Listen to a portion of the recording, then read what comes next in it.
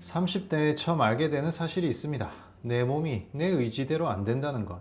밤에 자려고 누웠는데 베개 높이가 자꾸 안 맞습니다. 낮에 키보드 치다가 오른쪽 새끼손가락이 한 번씩 저립니다. 그럴 때마다 속으로 빠르게 계산하십니다. 요즘 야근이 많아서, 어제 잠을 못 자서, 운동을 안 해서 그런 거라고. 그렇게 하루하루 설명을 붙이시지만 설명으로는 증상이 안 사라집니다. 지금 30대에서 이런 증상으로 병원을 찾고 있는 분들이 빠르게 늘고 있습니다. 그래서 오늘 두 가지를 짚어드립니다. 왜 30대 목 디스크가 이렇게 늘었는지, 그리고 지금 느끼시는 이 뻐근함과 저림이 뭉친 것인지 아니면 이미 목 디스크가 시작된 것인지, 이 두 가지를 구별할 수 있게 기준을 드리겠습니다. 먼저 숫자 하나 보여드리겠습니다. 건강보험심사평가원이 척추질환 환자를 분석한 자료가 있습니다. 2012년 평균 진단 연령이 41.8세였습니다. 2021년에는 36.9세로 떨어졌습니다. 10년 만에 거의 5년이 젊어진 거죠. 더 놀라운 게 있습니다. 2021년에 척추질환으로 처음 진단받은 신규 환자가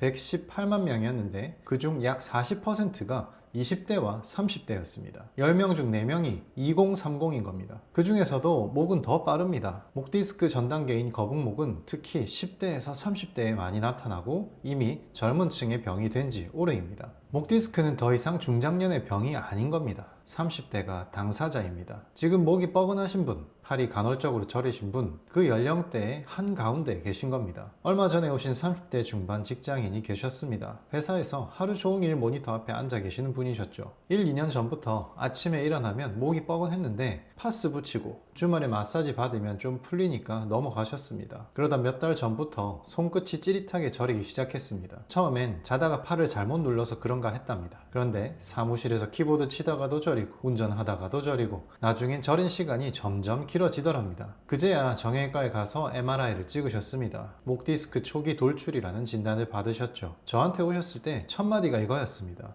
그래서 얼마나 심각한가요? 이미 검색으로 자가 진단을 끝내고 오신 겁니다. 궁금한 건 단 하나, 얼마나 돌이킬 수 있느냐였습니다. MRI에서 초기라고 나온 30대 분들이 꽤 많이 오십니다. 영상으로는 아직 심하지 않게 보입니다. 그런데 손으로 목 주변을 만져보면 이미 한쪽 근육이 돌처럼 굳어있고 반대쪽은 힘이 빠져서 위태롭습니다. 임상 20년 동안 손끝으로 환자를 봐온 입장에서 말씀드리면 영상은 결과를 보여주지만 손은 과정을 보여줍니다. 30대는 대부분 과정 중입니다. 그러면 이런 질문이 생깁니다. 그 과정이란 게 대체 뭘까? 하루에 몇 시간 스마트폰 보고 몇 시간 모니터 보는 게 목에 무슨 일을 하고 있는 걸까? 그리고 지금 느끼는 이 뻐근함이 진짜 그 과정의 일부인지 아니면 그냥 뭉친 건지, 사람 머리 무게부터 시작하겠습니다. 대략 5kg입니다. 볼링공 1개의 무게 정도죠. 이걸 목 위에 똑바로 올려놓으면 목뼈와 목 주변 근육이 볼링공 1개만 버티면 됩니다. 그런데 스마트폰 볼 때처럼 고개를 푹 숙이면 이 무게가 27kg까지 늘어납니다. 쌀 2포대 무게죠.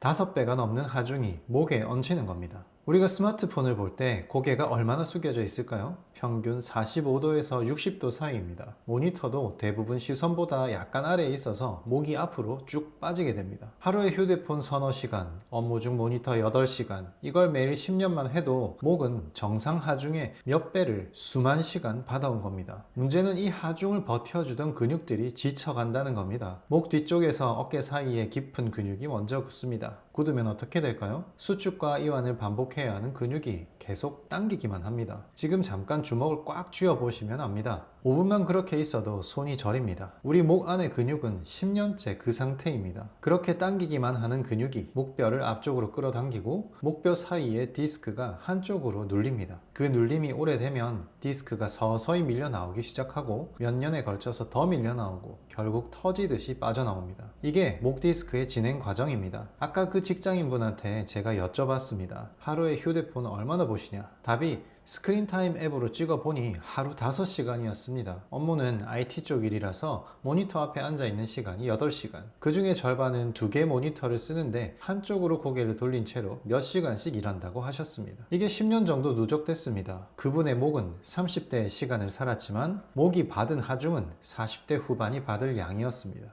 그러니까 영상에서 초기 돌출이 보이는 건 놀랄 일이 아닙니다. 오히려 그 나이에 아직 초기라는 게 다행인 편입니다. 그러면 30대 분들이 꼭 아셔야 할 게 있습니다. 뭉친 것과 목 디스크가 진행 중인 것을 어떻게 구별하느냐입니다. 단순히 뭉친 거라면 자세를 바꾸거나 며칠 쉬거나 마사지를 받으면 몇 시간에서 며칠 안에 풀립니다. 풀렸다가 다시 뭉치더라도 풀리는 건 확실합니다. 그런데 이런 신호가 있으면 단순한 뭉침이 아닙니다. 첫째, 아침에 일어나자마자 목이 뻐근한데 그 뻐근함이 한두 시간이 지나도 잘 안 풀리는 경우. 둘째, 팔이나 손가락이 간헐적으로라도 저리는 경우. 셋째, 목을 특정 방향으로 돌릴 때 찌릿한 느낌이 팔로 내려가는 경우. 넷째, 두통이 목 뒤에서 시작해서 머리 쪽으로 올라오는 경우. 이 중에 하나라도 해당되면 뭉침이 아니라 이미 목이 구조적으로 변하고 있는 단계입니다. 파스나 마사지로 풀리는 게 아니라 굳은 근육을 풀고 약해진 연부 조직을 다시 채워줘야 하는 단계로 넘어간 겁니다. 앞서 그 직장인분은 치료를 시작하셨습니다. 굳은 건 풀고 약해진 건 다시 채우는 치료로.